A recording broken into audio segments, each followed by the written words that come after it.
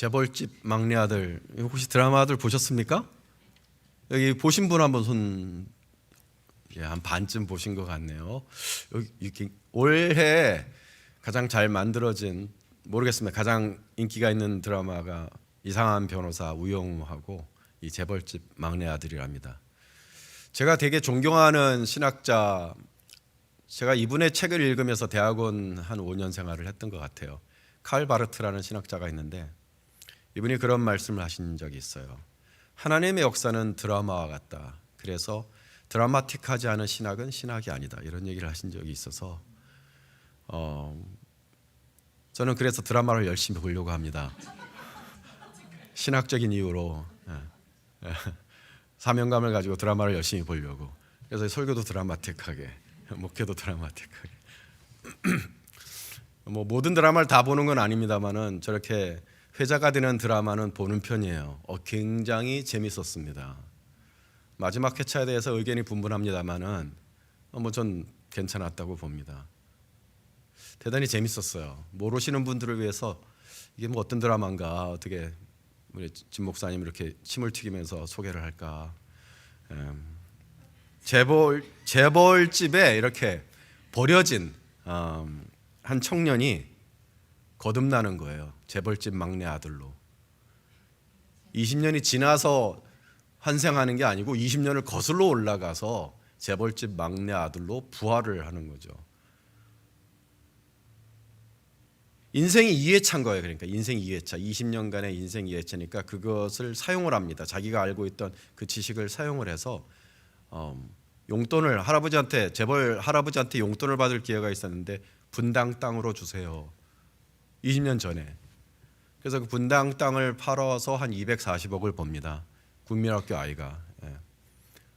그리고 그걸 가지고 이제 막 이곳저곳에 투자를 하고, 아마존, 사람들이 아직 알지 못할 때 주식 가치가 아주 낮을 때 그걸 미리 아는 그런 능력으로 막 사들여서 어마어마한 돈을 벌어들이고 그 자기의 힘을 이용해서 결국은 자기 이 재벌집을 자기가 뺐습니다. 사들여서 지주회사 회장 자리에까지 이르죠.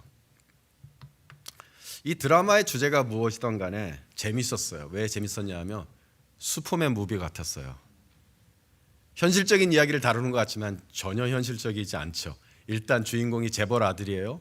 재벌 아들인데다가 뭘 갖고 있어요? 20년간의 인생 2회차 지식을 갖고 있으니까 남들이 갖지 못한 그것을 어드밴티지로 사용해서 꼭 저는 슈퍼맨 무비처럼 보이더라고요. 어떤 그런 쾌감이 있었던 거예요. 이 슈퍼맨의 능력 같은 그런 걸로 재벌을 상대해서 이겨내는. 그래서 참 재밌었습니다. 그래서 어떤 목사님에게 제가 이 드라마를 추천을 했어요. 목사님 요즘 나는 젊은 사람들 드라마를 막 따라갈 수가 없어요. 무슨 말 하는지를 모르겠어요. 그래서 목사님, 아주 재미난 드라마가 있습니다. 아주 시사적으로도 좋고 이 드라마 재밌으실 거예요. 뭐예요? 그래서 재벌집 막내 아들이라는 건데 이러이러한 드라마입니다. 그랬더니 목사님이 나는요, 목사님, 저는 재벌 드라마는 안 봅니다. 왜냐하면 그건 내 얘기가 아니잖아요. 남의 얘기잖아요. 내가 어떻게 따라갈 수 없는, 나와는 전혀 상관없는 비현실적인 얘기잖아요. 그래서 저는 재벌 드라마는 안 봅니다. 손사래를 치시더라고요. 목사님한테 그럼 목사님은 어떤 드라마를 보시나요? 그랬더니 전원일기요 그러시더라고요. 네, 이분이 찾으시는 그런 현실적인 드라마는 거리가 있는 비현실적인 드라마. 어떻게 보면 슈퍼맨 이야기 같은 그런 드라마인 것은 맞습니다. 근데 이것이 우리가 추구하는 신앙에 갖는 시사점이 있어요. 우리가 예수 그리스도께서 이 땅에 살다 가신 그 이야기가 적힌 이 복음서에 적힌 예수님의 행적은 사실은 굉장히 드라마틱하고 초현실적입니다. 주님의 이야기의 많은 부분은 능력과 기적, 즉 초능력적인 일들이 차지하고 있죠. 나다나엘이 무화과 나무 아래 있을 때 그 무화과 나무를 꿰뚫어 보셨을 뿐 아니라 나다나엘이란 사람의 심성도 꿰뚫어 보셨죠. 꿰뚫어 보시는 능력이 있었던 거예요. 사마리아 여인을 보시자마자 여인이 살아왔던 인생의 이력을, 그 파란만장한 애전 편력을, 그녀의 목마름을 바로 꿰뚫어 보시잖아요. 그뿐입니까? 변화산상에서 천사의 몸으로 변화되시고 오병이어의 기적을 보이시고 칠병이어의 기적을 보이시고 절벽에서 다른 곳으로 순간 이동하시고 바다 위를 걸으시고 광야에서 짐승처럼 부르짖고 있던 거라사 광인에게 그 속에 있던 군대 귀신을 쫓아내시고 군대 귀신 6천 마리나 되는 귀신을 쫓아내시고 맹인 바디메오의 눈을 여시고 베데스다 연못 끝에 38년 된 병자의 병을 고치시고 혈루병 여인의 수십 년간의 오랜 출혈을 멈추게 하셨어요.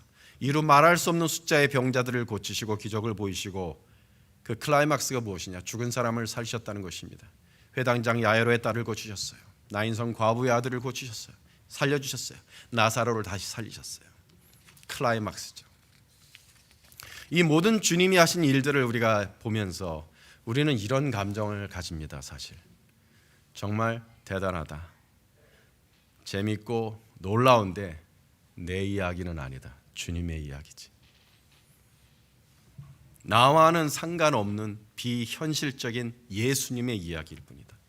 내 이야기는 아니다. 내가 따라갈 수가 없는 이야기다. 주님과 나랑은 출신 성분이 다르다. 나는 인간이고 주님은 하나님의 아들이시다. 하나님의 아들이시니까 그렇게 사실 수 있었던 거지, 나 같은 인간이 어떻게 따라가랴. 내가 본받고 따라갈 나의 현실적인 이야기는 아니다. 재벌집 막내 아들 이야기가 재밌기는 재밌지만 나와는 상관없는 재벌집 막내 아들이 초능력을 가지고 살아가는 이야기인 것처럼 내 이야기는 아니다. 이런 감정을 가집니다. 복음서의 이야기를 들을 때마다. 주님이 대단하시다는 건 다 인정해요. 그러나 그것을 내 이야기로 받아들이는 사람은 아무도 없어요. 그런데 여러분, 한마디로 말씀드리건대 오늘 주님의 살아가신 그 이야기는, 놀라운 능력을 가지고 살아가셨던 그 이야기는 결코 나와 상관없는 비현실적인 이야기가 아닙니다. 오늘 설교 주제는 그거예요. 비현실적인 이야기가 아니라는 것입니다. 왜 그런지 아세요? 그 모든 것을 행하실 수 있었던 주님의 권능, 그 주님의 능력이 우리와는 다른 신분, 즉 나는 인간이고 그분은 하나님의 아들이라는 그 신분 차이에서 나온 게 아니에요. 주님의 능력은 우리도 얻을 수 있는 그 무엇으로부터 나온 이야기라는 것입니다. 사도행전 10장 38절에 이런 말씀이 기록이 되어 있어요. 하나님이 나사렛 예수에게 성령과 능력을 기름 붓듯 하셨음에 저가 두루 다니시며 착한 일을 하시고 마귀에게 눌린 모든 자를 고치셨으니 이는 하나님이 함께 하셨습니다. 예수님이 놀라운 일을 하셨던 것은, 두루 다니시면서 착한 일을 하시고 마귀에게 눌린 모든 자를 고치셨던 것은 무엇 때문에 가능했다고요? 하나님이 나사렛 예수에게 성령과 능력을 기름 붓듯 하셨기 때문이다 라고 베드로가 증언하고 있습니다. 근데 왜 여기서 그리스도 예수가 아니라 나사렛 예수라 그랬을까요? 그것은 우리와 똑같은 인간을 강조하신 것입니다. 우리와 똑같은 나사렛 예수, 똑같은 인간이셨지만 하나님이 성령과 능력을 기름 붓듯 부어주셨기 때문에 그분이 그처럼 놀라운 삶을 사실 수 있었던 것이다. 그러므로 우리들도 하나님이 성령과 능력을 나에게 부어주시면 우리도 주님과 같은 능력 있는 삶을 살아가게 될 수 있다. 이것이 성경의 증언입니다. 여러분, 이 생각이 너무 천진난만한 생각이라고 생각하십니까? 너무 나이브한 생각인가요? 아니요. 성경은요, 꼭 이 주제뿐 아니라 예수의 길이 우리가 따라가야 될 길이고 그분이 해내신 일을 우리도 해낼 수 있다는 증언으로 하신 성경은 가득해요. 히브리서에 이런 말씀이 있어요. 우리에게 있는 대제사장은 우리 연약함을 채울하지 아니하는 자가 아니요, 예수님에 관한 말입니다. 우리의 연약함을 채울하지 아니하는 자가 아니요 모든 일에 우리와 한결같이 시험을 받은 자로 돼 죄는 없으시니라. 우리가 똑같아요. 우리와 같이 just as we are. 우리가 똑같은 분이셨습니다. 하나님의 아들이라고, 그분은 하나님의 아들이자 동시에 인간이셨는데 하나님의 아들이라 그래서 그분이 우리 인간과 전혀 다른 분이 아니라 똑같은 인간이셨다는 거예요. 우리가 똑같이 연약한 존재였습니다. 사탄의 유혹이 그분에게도 찾아왔습니다. 죄의 욕심도 일어났을 것입니다. 그러나 우리가 똑같은 진토와 같이 연약한 존재로 돼 주님은 넘어가지 않으셨다는 것입니다. 1절 넘어지지 않으셨다는 것입니다. 죄에 넘어가지 않으시고 모든 유혹을 물리쳐 이기셨다는 것이에요. 어떻게요? 그분이 하나님의 아들이셨기 때문이 아니에요. 하나님의 아들이라는 어드밴티지 때문이 아니라 나와는 다른 신의 종족이기 때문에 우리에게 없는 특별한 능력이 있어서 죄를 이기신 게 아니에요. 히브리서 5장은 그 비결을 이렇게 말합니다. 그는 육체에 계실 때 자기를 죽음에서 능히 구원하실 이에게 심한 통곡과 눈물로 간구와 소원을 올렸고 그의 경외하심을 인하여 들으심을 얻었느니라. 그가 아들이시라도 받으신 고난으로 순종함을 배워서 온전하게 되었은즉 자기를 순종하는 모든 자에게 영원한 구원의 근원이 되시도다 하였습니다. 그가 비록 아들이시라도 하나님의 아들이시라도 죄를 이기실 수 있었던 건 하나님의 아들 때문이 아니라 하나님의 아들 때문이셨기는 아니라 그가 죄에 넘어지지 않았던 것은 무릎 꿇고 기도했기 때문이라는 얘기입니다. 예수님이라 할지라도 하나님의 아들일지라도 죄를 이길 수 있었던 건 무릎 꿇고 기도했기 때문이라는 거예요. 통곡과 눈물로 간구와 소원을 올렸기 때문에 죄를 이길 수 있었던 것이지 어떤 특별한 하나님의 아들의 능력이 있어서 이겼던 것이 아니라는 것입니다. 그러니까 이 오늘 본문의 말씀은 뭐예요? 우리도 그분도 기도로 이겨내셨으니 우리도 기도로 살면 죄를 이겨낼 수 있다는 뜻입니다. 그와 같은 논리예요, 여러분. 주님은 이 세상에서 짧게 사실 때 위대한 하나님의 일을 하고 가셨습니다. 근데 그거 잘 들으세요. 그분이 하나님의 아들이라는 지위에서 나오는 초능력이 아니에요. 주님도 모든 일에 우리와 같은 분이로 돼. Just as we are.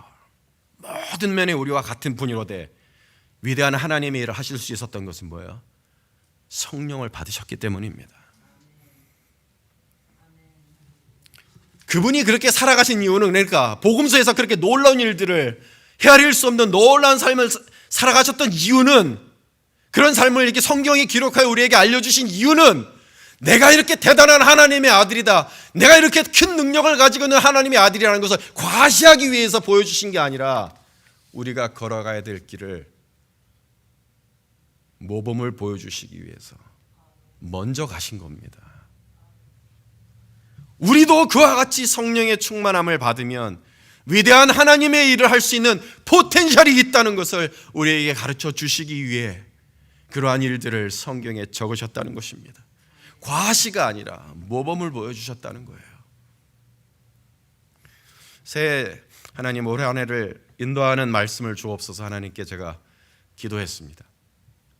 그때 하나님께서 주신 말씀이 이 말씀이었어요. 오늘 우리가 읽었던 성경의 본문 말씀입니다. 이 새 줄기에서 한 싹이 나며 그 뿌리에서 한 가지가 나서 결실할 것이요. 2절 말씀을 주셨는데 여호와의 신 곧 지혜와 총명의 신이요 모략과 재능의 신이요 지식과 여호와를 경외하는 신이 그 위에 강림하시리니. 물론 주님에 대한 예언입니다. BC 700년경에 예수님 나시기 700년 전에 이사야 선지자가 앞으로 700년 후에 나오실 예수님에 대한 예언을 적은 말씀, 분명히 맞습니다. 그런데 이것이 지금으로부터 2000년 전에 그리고 이사야 때로부터 700년 후에 나셨던 어떤 슈퍼맨과 같은 한 특별한 존재에 대한 예언이 아니라 주님이 이 말씀을 저에게 주셨을 때 내 삶을 깨우시는 하나님의 도전처럼 들렸습니다. 뭐냐? 주님이 내게 말씀하시는 것처럼 제가 들렸어요. 주님이 마치 이렇게 말씀하시는 것 같아요. 웅아, 내가 여호와의 신을 받아 하나님의 일을 했던 것처럼 너도 여호와의 신을 받으라. 너도 여호와의 신, 지혜와 총명의 신, 모략과 재능의 신, 지식과 여호와를 경외하는 신을 받으라. 내가 주리라. 여호와의 신을 받으면 너도 나와 같은 길을 걸을 수 있으리라. 저에게 그렇게 들렸어요. 주님이 나에게 하신 말씀처럼.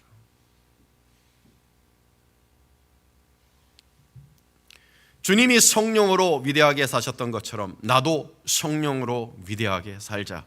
이것이 저만의 망상, 저만의 희망사항은 절대로 아닙니다. 우리를 이끄시는 우리 주님의 소원인 줄로 믿으시기를 바랍니다. 우리를 인도하시는 주님의 소원이 이거예요. 너희도 성령으로 위대하게 살기를 내가 원한다. 너희도 성령으로 능력 있게 살기를 내가 원한다. 우리 주님께서 요한복음에 이런 말씀하신 적이 있어요. 내가 진실로 진실로 너희에게 이르노니 나를 믿는 자는 내가 하는 일을 그도 할 것이요 내가 하는 일을 그도 똑같이 할 것이요 심지어는 그보다 큰 일도 하리니 이는 내가 아버지께로 감이라. 아버지께로 가신다는 건 뭐냐면 성령을 주신다는 표현입니다. 아버지께로 가서 성령을 너에게 보내리니 라는 그런 뜻이에요. 이는 내가 아버지께로 가서 성령을 너에게 보내리니 나를 믿는 자는 내가 했던 일을 그대로 할 것이요 심지어는 나보다 큰 일을 할 것이다.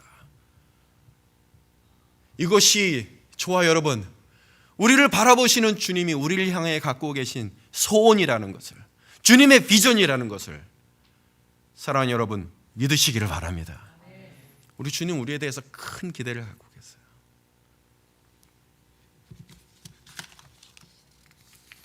그러한 의미에서 우리는 하나님의 큰 집에서 큰 아들 장자가 되신 예수님의 뒤를 따라 예수님과 똑같은 삶을 꿈꾸며 살아가는 예수님의 형제들이 되어야 합니다. 그런 의미에서 우리는 예수님의 형제인 거예요. 로마서에 이런 말씀이 있어요. 하나님이 미리 아신 자들을, 우리죠, 미리 예정하신 자들을 또한 그 아들의 형상을 본받게 하기 위하여, 아들 예수님의 형상을 본받는 것이 하나님의 뜻이라는 거예요. 하나님의 예정이고 하나님의 비전이라는 거예요. 미리 정하셨으니 이는 그로 많은 형제 중에서 뭐가 된다고요? 맏아들이 되게 하려 하심이라. 하나님의 큰 집에 많은 형제들이 있는데 예수님이 맏아들, 장자가 되시고 우리는 다 우리 주님의 brothers and sisters, 주님을 닮아가기 위해서, 그의 아들의 형상을 본받게 하기 위해서. 히브리서 이런 말씀이 있어요. 거룩하게 하시는 자와 거룩하게 함을 입은 자들이 다 하나에서 난지라. 거룩하게 하시는 자는 예수님이시고 거룩하게 함을 입은 자들은 바로 우리들인 거죠. 우리가 다 하나예요. 그러므로 우리를 형제라 부르기를 부끄러워 아니하셨도다. 예수님은 우리를 내 양이요, 내 종이요 이렇게만 부르시는 게 아니야. My brother. Yes, my brother. 우리 예수님을 뭐라고 불러야 되겠습니까? 큰형이라고 불러야 됩니다. 예, 큰오빠라고 불러야 되는 거예요. 큰형과 큰오빠. 우리 주님을 흉내내서 본받아서 예수처럼 살아가는 작은 예수들이 되는 것이 하나님의 비전이니 동일한 비전을 품고 자신을 바라보시기를 축원합니다. 주님을 본받는다는 것이 꼭 주님의 인격을 본받는다는 것에 국한된다는 거 아니라는 거예요. 우리는 그런 얘기는 많이 듣죠. 예수님의 성품을 본받자, 예수님의 인격을 본받자. 꼭 그런 건 아니에요.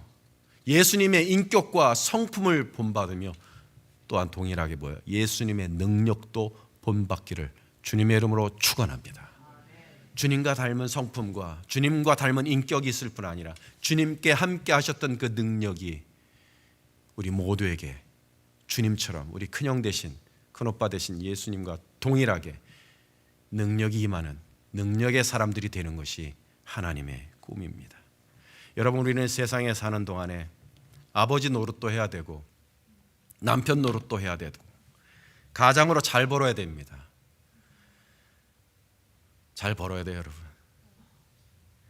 성도로 영혼을 구령하며 살아야 됩니다. 복음을 전파하며 마귀와 싸워 이겨야 합니다. 하나님의 도덕과 하나님의 정의를 이 세상에 구현해야 될 많은 사명을 가지고 있습니다. 그런데요, 하나님은 내가 하는 모든 일에 능력이 나타나기를 원하신다는 것을 믿으시기 바랍니다. 하나님 능력 주기를 원하시는 분이세요. 예수님에게 있었던 그 능력을 그대로 나에게 주기를 원하신다니까요. 하나님은 우리가 지혜와 총명으로 모력과 재능으로 잘 해내고 성공하기를 원하십니다. 그리고 그렇게 될 수 있습니다. 우리는 하나님의 집의 막내 아들이기 때문입니다. 큰형이, 우리의 큰형 맏아들 예수님께서 그리 사셨던 것처럼 어떻게 해요? 성령으로 살기만 하면 됩니다. 그 위에 여호와의 영, 그 지혜와 총명의 영이요 모략과 재능의 영이요 지식과 여호와를 경외하는 영이 강림하시리. 이것이 예수님에게만 일어난 일이 아니라 오늘 나에게 일어난 일로 기대하고 기도할 수 있는 저 여러분 될 수 있기를 축원합니다. 주여 저 영을, 여호와의 영을 나에게도 강림케 하여 주시옵소서. 여러분 믿어야 됩니다. 이게 주님의 이야기일 뿐 아니라 내 이야기라는 것을, 이것이 나를 향한 하나님의 도전이라는 것을 받아들이고 믿어야 합니다. 그리고 구해야 되는 거예요.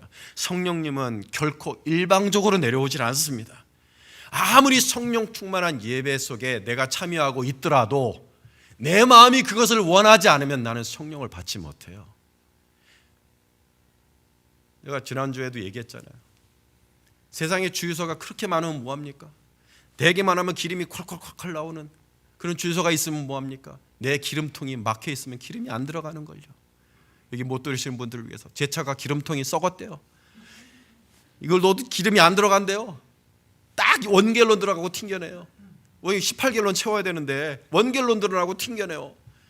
메카닉에 가져갔더니 기름통이 썩었다는 거예요. 세상에. 우리 신앙생활이 그럴 수 있어요, 여러분. 말세 하나님이 주시겠다고는 성령이 교회에 가득하고 지금 세상에 가득하고 하나님은 성령 주기를 원하시는데 내가 내 마음을 열지 아니하고 내가 그것을 구하지 않는다면, 내가 받을 수 있는 그릇이 되지 않는다면 성령님이 어떻게 내려오시겠습니까? 오늘 내가 그걸 가르쳐드리는 거예요. 원해야 됩니다. 원하고 바라고 기도합니다. 원하고 바라고 기도합니다. 이런 똑같은 제목의 노래 있는데 전사님 다음 주에 한번 부르면 좋겠어요.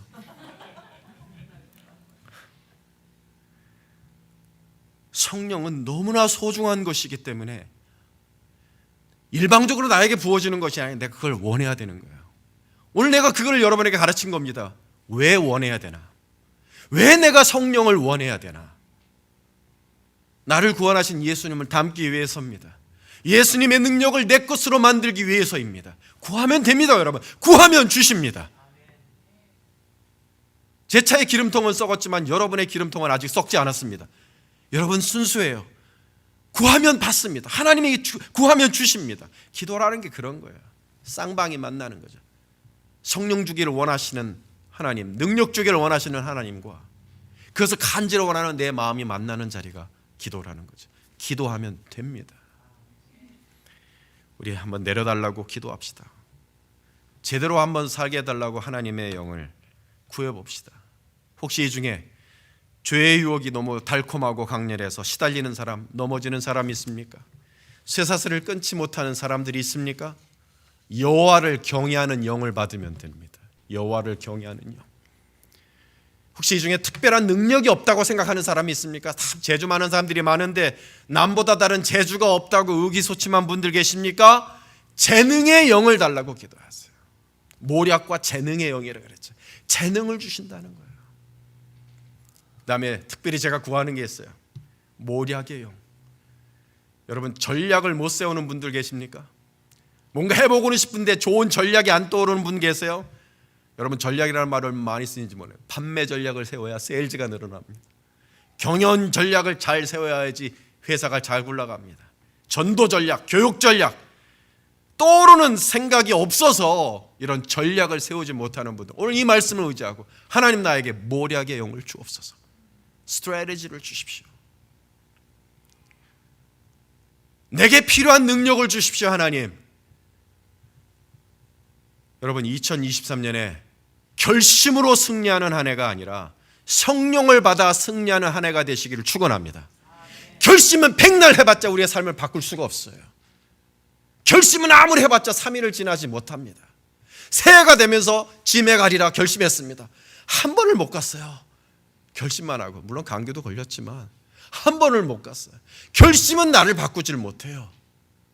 그러나 성령을 받으면 성령은 나를 바꾸시고 내게 없던 능력을 주시는 줄로 믿으시기 바랍니다. 여러분이 처한 삶 속에서 어떤 능력이 부족하십니까? 절망하지 마세요. 우리는 하나님 집의 막내 아들들입니다. 성령을 구하면 됩니다. 주님이 능력 있게 사셨던 것처럼 우리도 능력 있게 살 수 있습니다.